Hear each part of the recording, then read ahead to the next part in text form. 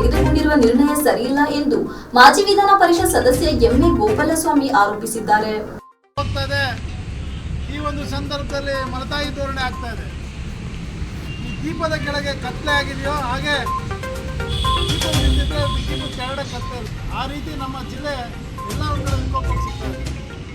ಈಗಾಗಲೇ ನನ್ನ ಸ್ನೇಹಿತರು ಮಂಜು ಅವರು ಹೇಳಿದಂಗೆ ತುಮಕೂರು ಹೋಗಿ ಪಟ್ಟಣದ ಹೇಮಾವತಿ ಕಚೇರಿ ಮುಂಭಾಗದಲ್ಲಿ ನಡೆದಂತಹ ಪ್ರತಿಭಟನೆ ಕಾರ್ಯಕ್ರಮದಲ್ಲಿ ಪಾಲ್ಗೊಂಡು ಮಾತನಾಡಿ, ನಮ್ಮ ತಾಲೂಕಿನ ಜನರಿಗೆ ಕುಡಿಯುವ ನೀರಿನ ತೊಂದರೆ ಆಗಿದೆ, ಆದ್ದರಿಂದ ಕೆರೆ ಕಟ್ಟೆಗಳನ್ನು ಕೂಡಲೇ ತುಂಬಿಸಬೇಕು ಎಂದು ಆಗ್ರಹಿಸಿ ಮಾತನಾಡಿ, ಜಿಲ್ಲಾ ಉಸ್ತುವಾರಿ ಸಚಿವರಾದ ರಾಜಣ್ಣನವರು ಹೇಮಾವತಿ ನೀರಿಗಾಗಿ ತೆಗೆದುಕೊಂಡಿರುವ ನಿರ್ಣಯ ಸರಿಯಿಲ್ಲ.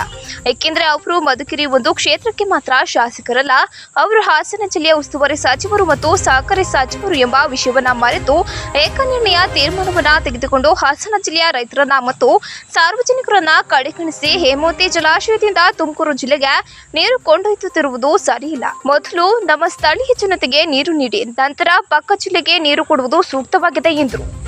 ಸ್ಥಳೀಯ ಜನರಿಗೆ ಕುಡಿಯುವ ನೀರಿನ ಸಮಸ್ಯೆ ಮತ್ತು ಜಾನುವಾರುಗಳಿಗೆ ಕುಡಿಯುವ ನೀರಿನ ಸಮಸ್ಯೆ ಇವುಗಳು ಹೆಚ್ಚಾಗಿವೆ. ಇದರ ಜೊತೆಯಲ್ಲಿ ತಾಲೂಕಿನ ಶಾಸಕರು ಕೂಡ ಈ ಸಮಿತಿಯಲ್ಲಿ ಸಲಹೆ ಸಮಿತಿ ಸದಸ್ಯರಾಗಿದ್ದಾರೆ.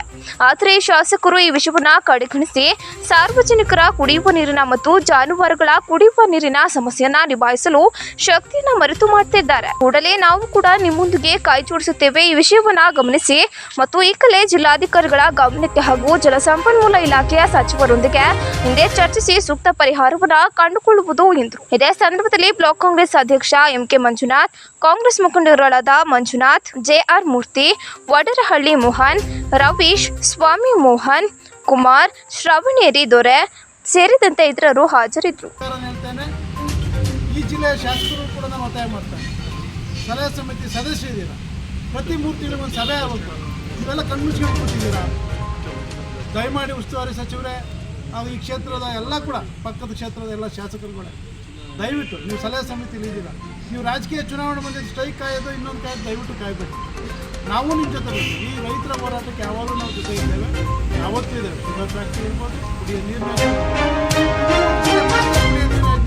ಈ ಹರಿಯ ನೀರಿಗೆ ನಾವು ಕುಡಿಯೋ ನೀರು ಯೋಜನೆ ಮಾಡಿ ಈ ಜನ ಏನು ನಾನು ಕೆಲವು ಮತ್ತೆ ಬೆಳೆಯೋಕ್ಕಾಗಲ್ಲ, ಇನ್ನು ರಾಗಿ ಬೆಳೆಯೋಕ್ಕಾಗಲ್ಲ. ಕುಡಿಯೋ ನೀರು ಯೋಜನೆ ಆಗ್ಬೇಕು. ಈಗಾಗಲೇ DC ಅವ್ರಿಗೂ ಕೂಡ ಮಾಹಿತಿ ಇದೆ, ಎಲ್ಲೆಲ್ಲಿ ಬರಗಾಲ ಇದೆ, ಎಲ್ಲೆಲ್ಲಿ ಹುಡುಕಿಸ್ಕೊಂಡು ಅಂತ. ಅಲ್ಲೇ ಬೋರ್ವೆಲ್ಲಲ್ಲಿ 1000 ಅಡಿವರೆಗೂ ನೀರು ಕೊಡ್ತಾ ಇದೆ. ಈಗಾಗಲೇ ಟ್ಯಾಕ್ಟರ್ ನೀರು ಕೊಡ್ತಾ ಇದ್ದೀರಾ, ಮತ್ತು ರೈತರಿಗೆ ಯಾಕೆ ನೀರು ಕೊಡಬಾರ್ದು? ಮೋಟ್ರ್ ಆನ್ ಮಾಡ್ಕೊಂಡ್ರೆ ನಿಮ್ಮ ಅಪ್ಪನ ಮನೆ ಗಂಟು ಹೋಗುತ್ತಾ? ದಯಮಾಡಿ ಅಧಿಕಾರಿಗಳಿಗೆ ಒತ್ತಾಯ ಮಾಡ್ತೀನಿ. ಈ ದ್ವಂದ್ವ ನೀತಿ ಪೊಲೀಸ್ ಇಟ್ಕೊಂಡಿದ್ದೆಲ್ಲ ಕೂಡ ನಮ್ಮ ಹತ್ರ ನಡೆಯಲ್ಲ. ಹಿಂದೆ ದೇವೇಗೌಡರು ಪ್ರೈಮ್ ಮಿನಿಸ್ಟರ್ ಆದಾಗ, ಜಯಂತ್ ಪಾಟೀಲ್ CM ಆಗಿದ್ದಾಗ ಈ ಚನ್ನಪಟ್ಟಣ ತಾಲೂಕಲ್ಲಿ ಬಾಗೂರು ಹೋರಾಟ ನೀರಾವರಿ ಸಮಿತಿ ರವಿಲತ್ ಗೊತ್ತೇ ಇದೆ. ಎಷ್ಟು ಜನ ಜೈಲು ಬರೋ ಆಗಿದ್ದು ಗೊತ್ತಿದೆ. ನಾವು ಕೂಡ ಇನ್ನೂ 1 or 2 ಡೇಸ್ ಸಮಯ ನಿಗದಿ ಮಾಡ್ತಾ ಇದ್ದೀವಿ. ಇನ್ನೊಂದು ದಿವಸ 2 ಸತಿ ಉಸ್ತುವಾರಿ ಸಚಿವರು ಕೂಡ ನಾನು ಒತ್ತಾಯ ಮಾಡ್ತಾ ಇದ್ದೀನಿ. ನೀರನ್ನು ಬಿಡಲೇಬೇಕು, ನೀರನ್ನ ಮೋಟ್ರುಗಳು ಆನ್ ಮಾಡಲೇಬೇಕು. ಆನ್ ಮಾಡದೆ ಹೋದರೆ ನಮಗೂ ಗೊತ್ತು. ಹಿಂದೆ ನಾವು ಅಲ್ಲೇ ಒಟ್ರಳ್ಳಿ ನಾವೆಲ್ಲ ಏನು ನಾವು ಜಾಕ್ವಾಲ್ ಹತ್ರ ಮಣ್ಣು ಮುಚ್ಚಿದ್ದು ಗೊತ್ತೇ ಇದೆ. ಮತ್ತೆ ಇದನ್ನೇನಾದ್ರು ನೀವು ಜಾಕ್ವಾಲ್ ಮುಚ್ಚೋದು, ಮಣ್ಣು ಹಾಕೋದು, ನಾವೆಲ್ಲ ನೀರಲ್ಲಿ ಸತ್ರ ಪರವಾಗಿಲ್ಲ, ನಾವು ಜೈಲಿಗೆ ಹೋದ್ರೂ ಪರವಾಗಿಲ್ಲ. ನಾವೆಲ್ಲರೂ ಕೂಡ 1000 ಜನ ಹೋಗಿ ನಾವು ನೀರಲ್ಲಿ ನಿಂತ್ಕೋಬೇಕಾಗತ್ತೆ. ನೀರಲ್ಲಿ ಇಲ್ಲಲ್ಲ, ಏನು ಮಾಡ್ಬೇಕು ಮಾಡಿ ತೋರಿಸ್ತೀವಿ. ನಮಗೂ ಗೊತ್ತು ಹೆಂಗೆ ಹಿಂದೆ ಬಾಗೂರಿನಲ್ಲೇ ಹೋರಾಟ ಏನಾಗಿತ್ತು, ಮತ್ತೆ ಯಥಾಸ್ಥಿತಿ ಗೊತ್ತಾಯಿದೆ. ದಯವಿಟ್ಟು ನಾನು ಸರ್ಕಾರಕ್ಕೆ ಮನವಿ ಮಾಡ್ತೇನೆ. DCM ಅವ್ರಿಗೆ ನೀರಾವರಿ ಸಚಿವರಿದ್ದಾರೆ, ಅವರು ಕೂಡ ನಾನು ಮುಖ್ಯಮಂತ್ರಿ ಅವ್ರನ್ನ ನಾಳೆ ಭೇಟಿ ಮಾಡಿ ನಾವು ಮನವರಿಕೆ ಮಾಡೋಂಥ ನಾವು ಪ್ರಯತ್ನ ಮಾಡ್ತೀವಿ. ಇದಾಗಿಲ್ಲ ಅಂದರೆ 2 ದಿವಸದಲ್ಲಿ ನಾವು ಶನಿವಾರದಿಂದ ನಾವು ಬೀದಿಗಿಳಿದು ಹೋರಾಟ ಮಾಡ್ತೀವಿ. ಮತ್ತೆ ಹಳೆ ಬಾಗೂರಿನಲ್ಲೇ ಹೋರಾಟ ಮತ್ತೆ ಶುರುವಾಗಬಾರ್ದು, ಬಡವ್ರ ಬಗ್ಗೆ ಹಾಳಾಗಬಾರ್ದು. ನೀವು ರೈತರಿಗೆ ಲಾಠಿ ಏಟ್ ಕೊಟ್ಟಿದ್ದು ಗೊತ್ತಿದೆ, ಮತ್ತು ನೀವು ಏನು ಏಟ್ ಕೊಟ್ಟರು ಪರವಾಗಿಲ್ಲ, ನೀವು ಜೈಲಿಗೆ ಕಳಿಸಿದ್ರು ಪರವಾಗಿಲ್ಲ. ನಾವಂತೂ ಬೀದಿ ಇಳಿಯೋದು ಶತಸಿದ್ಧ.